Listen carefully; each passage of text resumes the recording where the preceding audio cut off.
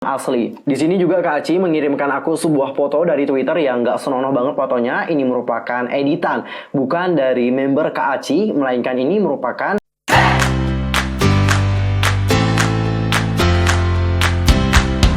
Halo, what's up guys, I'm Yusuf Kim, welcome back to my channel. Gimana kabar kalian hari ini? Pastinya baik-baik aja kan? Gimana nih masih puasa? Apakah masih tetap semangat untuk menjalankan puasanya? Harus tetap semangat, oke? Nah, for this time, sesuai dengan apa yang aku sampaikan di YouTube kemarin dan juga di Instagram, aku akan menyampaikan klarifikasi resmi dari agensi yang menaungi Kaci, yaitu Front Row Entertainment. Jadi kemarin mereka udah mengirimkan aku klarifikasi nih tentang sejumlah skandal dan kasus plagiarisme yang beredar sekarang. Tapi sebelum kita masuk ke topik pembahasan, pastikan dulu buat yang belum subscribe, yuk dong di subscribe, like and comment, serta jangan lupa juga buat follow Instagram aku di @yusrulkim. Follow juga fanpage aku di Detektif Teori. Oke, tanpa basa-basi lagi, yuk kita masuk ke topik pembahasan. Kalian semua pasti udah tahu bahwa beberapa waktu yang kemarin aku mendapatkan email dari Front Row, label yang menaungi Kaci. Jadi banyak banget dari kalian yang bertanya nih, Kak, apakah itu email aslinya dari Front Row sendiri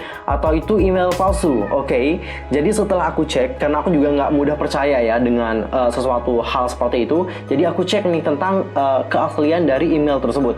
Dan setelah aku cek, emailnya itu adalah asli guys. Dapat kalian lihat di sini. Alamat emailnya adalah choco@frontrow.ai. Choco itu merupakan alamat email dari Operation Director-nya Front Row. Jadi seperti yang kalian tahu bahwa di agensi Front Row itu punya bagian masing-masing. Salah satunya kalau yang hubungi aku ini adalah namanya Chocodo. Jadi dia itu memiliki jabatan sebagai Operation Director-nya di Front Row. Jadi sekarang udah fixkan bahwa alamat emailnya adalah asli.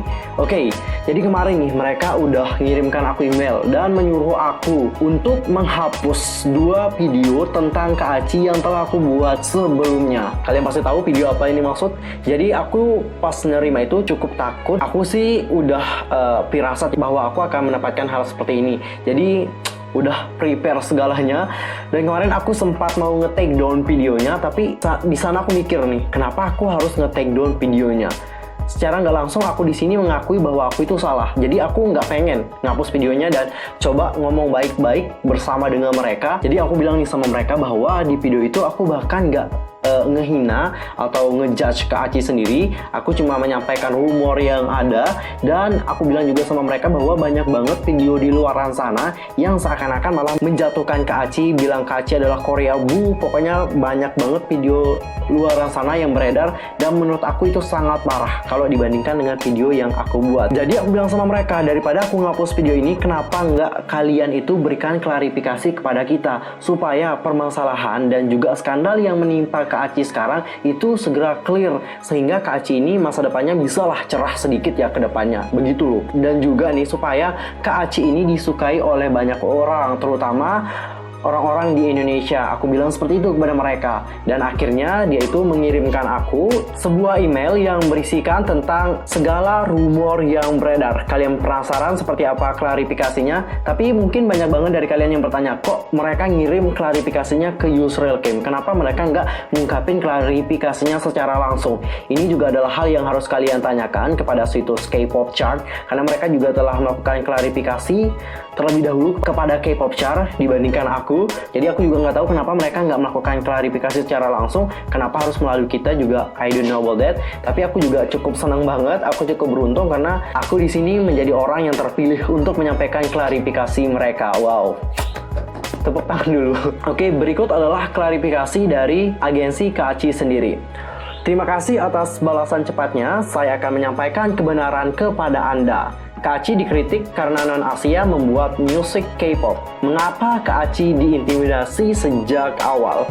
Ini dimulai dari fans Blackpink yang diputar dengan video UGGN bahwa Kak Aci menyatakan informasi palsu bahwa anggota Kak Aci mengatakan Jennie lazy atau malas pada tanggal 15 April. Jadi meskipun juru kamera mengatakan dan memposting permintaan maafnya di Instagram, bullying gak berhenti. Jadi clear untuk permasalahan dari Jennie Blackpink yang disebut sebagai lazy princess itu karena dari juru kamera. kamera atau staffnya ya guys, bukan dari member-member KACI. Dan katanya si staff ini udah meminta maaf kepada Instagram, tapi meskipun demikian amarah dari Blink itu nggak dapat dibuat calm down lagi. Mereka udah terlanjur marah. Ya terima deh, makanya kalau ngomong tuh harus dijaga dan dipikirkan baik-baik. Lalu kita akan next. Jadi sejak itu KACI menghadapi berbagai rumor palsu di akun Twitter palsu. Anggota KACI itu dinilai mengirim sendiri atau menjodohkan dirinya dengan Jungkook dari BTS. Dan KACI katanya dibentuk oleh Simon Cowell yang menjajah K-pop. Desas-desus palsu memicu perburuan bahwa KACI menjajah K-pop. Lightstick dan nama fandom semuanya adalah informasi yang salah. Oke guys, jadi untuk permasalahan dari Jungkook BTS yang katanya anggotanya itu siapa sih namanya Chungsok yang kayak men-shipkan dirinya dengan Jungkook itu adalah katanya palsu. Dan Twitter yang beredar itu adalah Twitter yang palsu guys, bukan yang asli. Di sini juga KACI mengirimkan aku sebuah foto dari Twitter yang nggak senonoh banget fotonya. Ini merupakan editan, bukan dari member KACI, melainkan ini merupakan editan dan postingan dari hatersnya KACI. Oke, fix untuk postingan tentang Jungkook dan juga postingan tentang dirinya yang menjodohkan dirinya dengan Jungkook itu merupakan hal yang palsu. So, sekarang udah tahu kan, dan untuk permasalahan dari Jungkook kita anggap udah clear. Oke, lalu untuk nama Lightstick dan nama fandomnya itu katanya juga informasi yang salah guys. Jadi kalian pasti tahu bahwa ada sebuah rumor yang mengatakan bahwa Lightstick seperti ini. Kalian pasti tahu bahwa bentuknya seperti apa. Lightstick ini itu bukan merupakan Lightstick resmi mereka. Ini merupakan informasi yang salah dan mereka juga bukan orang yang gila ya menggunakan Lightstick seperti itu. I think that's very crazy dan juga sobet banget. Oke, kita akan next.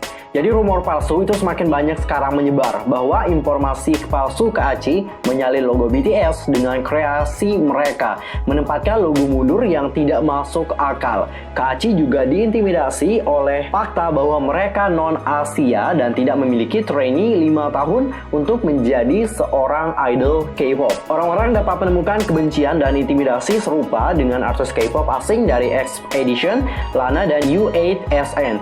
Banyak seniman atau idol K-pop non-Asia itu harus melalui kritik dan intimidasi tingkat tinggi. Tingkat perburuan haters itu mencapai tingkat kriminal. Pelecehan seksual mengancam jiwa, termasuk insiden baru-baru ini. Informasi pribadi keluarga KACI diretas dan dibagikan di media sosial. Monica Lee, produser, mengatakan, kami menerima kritik tentang musik tetapi kami tidak dapat menerima intimidasi dari desas-desus palsu. Mereka itu menerima kritik dari kalian bilangin mereka jelek, apapun itu mereka terima itu, tapi yang nggak diterima oleh mereka adalah tentang rumor palsu yang beredar di sana. Apalagi tentang plagiarisme dan sebagai hal lainnya itu mereka nggak terima guys. Makanya kemarin mereka itu nyuruh aku untuk take down videonya karena mereka pikir di video aku itu kayak menyebarkan rumor palsu tentang mereka. Oke, udah clear ya. Dan kita akan next nih. Mereka mencintai K-pop seperti teman-teman lain dan suka membuat musik K-pop. Setiap artis muda baru layak untuk membuat musik tanpa memandang kebangsaan, penampilan, tahun pelatihan. Tidak seorang pun boleh diintimidasi dari membuat musik, apakah itu pop atau K-pop. Untuk melindungi anggota dan keluarga KACI, kami memutuskan untuk mengambil tindakan hukum yang kuat bagi menyebarkan desas-desus palsu. Dari klarifikasi tadi, kita dapat menangkap beberapa poin nih, bahwa meskipun kalian, seperti yang aku bilang tadi, kalian judge mereka, kalian bilang mereka bahwa mereka itu bukan grup K-pop karena mereka nggak menjalani masa pelatihan, it's okay. Tapi yang harus kalian jaga di sini adalah kalian itu nggak boleh nyebarin rumor-rumor palsu. Nanti kalian bisa dijerat hukum oleh mereka. Itu sangat berbahaya banget. Oke, di sini kita akan lanjut ke masalah plagiarisme. Jadi banyak banget tuduhan plagiarisme yang dilontarkan oleh mereka, terutama dengan masalah grafis nih. Mereka di sini mengatakan untuk masalah efek grafis plagiarisme, mereka di sini telah memeriksa dengan tim desainer grafisnya. Untuk pertama kita mulai dari font yang wannabe. Pasti banyak banget dari kalian yang mengira bahwa tulisan Your Turn itu sangat mirip banget dengan font dari ITZY yang wannabe. Di sini mereka mengatakan bahwa font tersebut, tulisan wannabe itu telah mendapatkan publik bebas lisensi. Jadi itu bebas digunakan oleh siapapun. Jadi itu tidak termasuk plagiarisme. Untuk masalah jam dari Gfriend, kemarin kita udah bahas kan. Mereka juga telah membeli video bebas lisensi untuk alat alamat aku taruh di description kalau kalian mau cek, udah aku taruh ya. Terus kita akan next untuk logo. Kan banyak banget nih yang mengatakan bahwa logo itu kayak campuran antara BTS, Seventeen, Blackpink, Luna, banyak banget. Jadi di sini mereka mengatakan nih bahwa mereka itu hanya menggunakan kata KACI tunggal. Thumbnail kami adalah logo resmi kami, tidak menyalin BTS, Blackpink, Seventeen logo. Itu adalah untuk masalah logonya ya. Next, untuk video yang dinilai telah memplagiarisme miliknya TXT. Di sini mereka mengklarifikasi bahwa hal tersebut itu terinspirasi oleh gaya efek media gerak grafik. Bunga dan senyum adalah gambar favorit desainer. Tidak ada salinan. Itu adalah klarifikasi untuk masalah yang berhubungan dengan efek yang dinilai sama dengan punyanya TXT. Jadi sudah fix untuk masalah logo, font, emoji, TXT, dan jam itu udah fix, kita anggap clear. Oke, langsung sekarang kita akan move ke bagian koreografi. Masalah koreografi itu juga sangat fatal banget. Di sini dinilai bahwa mereka itu telah menggabungkan berbagai koreografi dari berbagai grup di industri musik K-pop. Di sini mereka mengatakan ada begitu banyak gerakan serupa dalam koreografi idola K-pop. Ada jumlah terbatas untuk menciptakan momen yang baik dengan tubuh manusia. Dalam beberapa gerakan dan gerakan digunakan berkali-kali sesuai dengan situasi. Kami memiliki koreografer kami sendiri dan semua anggota juga berpartisipasi dalam koreografi sebagai penari. Dan di sini mereka mengirimkan aku sebuah foto. Kalian perhatikan fotonya baik-baik. Ini adalah contoh dari koreografi yang dikirimkan oleh mereka. Ini juga kemarin banyak banget yang bilang bahwa koreografi ini sama banget dengan Yes or Yes kalau nggak salah kemarinnya. Kalian dapat lihat bahwa koreografi ini itu sama banget dengan di Blackpink, di Bad Boy juga pakai, Sunmi juga pakai, SNSD juga pakai, terus siapa nih? Pokoknya banyak banget yang memakai koreografi seperti ini. Jadi ini merupakan bentuk sampel yang diberikan oleh mereka bahwa meskipun ada kesamaan atau gerakan dari koreografinya KACI Your Trend, itu bukan berarti mereka di sini melakukan plagiarisme. Cuma sama-sama sekilas bukan berarti plagiarisme. Itu loh yang dimaksudkan dengan mereka. Karena menurut mereka juga bukan hanya mereka yang punya kesamaan dengan grup yang lain, tapi banyak banget juga grup-grup K-pop yang punya gerakan yang hampir sama juga dengan grup K-pop yang lain. Ya, itu kayaknya bisa dimengerti lah ya. Gimana? Kalau menurut kalian gimana nih? Komen di bawah. Oh iya, kalian juga harus bedakan ya mana yang namanya plagiarisme dan bukan. Plagiarisme adalah penjiplakan atau pengambilan karangan, pendapat, dan sebagainya dari orang lain dan menjadikannya seolah karangan dan pendapat sendiri. Plagiat dapat dianggap sebagai tindak pidana karena mencuri hak cipta orang lain.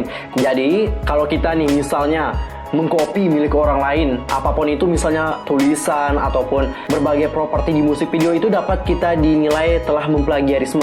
Tapi beda hal lagi kalau kita membeli hal tersebut. Misalnya kayak si KACI nih yang membeli misalnya jam yang ada di musik video mereka, terus untuk font, terus efek yang kayak TXT mereka kan udah beli. Jadi itu udah nggak termasuk dari plagiarisme karena hak ciptanya juga udah kepada mereka. Seandainya mereka nggak beli hak cipta tersebut, mereka dapat dituntut nih. Jadi jangan heran nih kalau kalian di sini berpikir, kok agensi-agensi yang merasa diplagiat oleh mereka, kenapa nggak nuntut mereka? Misalnya kayak Big Hit, JYP, terus siapa lagi? YG Entertainment, itu kan juga kayak diplagiat oleh mereka nih. Tapi kenapa mereka nggak nuntut si KACI? Karena di sini KACI udah membeli tentang lisensi tersebut, jadi mereka di sini bebas dari yang namanya plagiarisme gitu loh guys. Kalau mereka belum beli itu bahaya banget dan mereka bisa dijatuhi hukuman kalau seandainya mereka nggak beli lisensinya. Dan aku yakin banyak banget dari kalian yang bertanya, kok mereka nggak buat video klarifikasinya di YouTube? Kemarin nih guys, tenang aja, aku bilang gini sama mereka, kenapa nggak dibuatin video klarifikasi? I think itu lebih baik dan buat orang lebih percaya tentang klarifikasi yang kalian berikan gitu. Dan kita juga akan merasa tenang kalau kalian memberikan video klarifikasi. Dan jawabannya guys, mereka ternyata nih menyambut hal tersebut dengan sangat senang banget. Dan kayaknya mereka tengah menyiapkan video tersebut. Aku nggak dapat jamin apakah mereka akan membuat videonya atau enggak, apakah mereka akan memberikan ke aku videonya atau enggak. We don't know about that. Hanya waktu yang dapat menjawab. Oke guys, enough untuk video klarifikasinya. Jangan lupa share video ini. Thanks for watching, see you next time di video berikutnya. I'm Yusrul Kim pamit. Aku mohon maaf kalau ada kesalahan yang tak disengaja. See you next time, goodbye.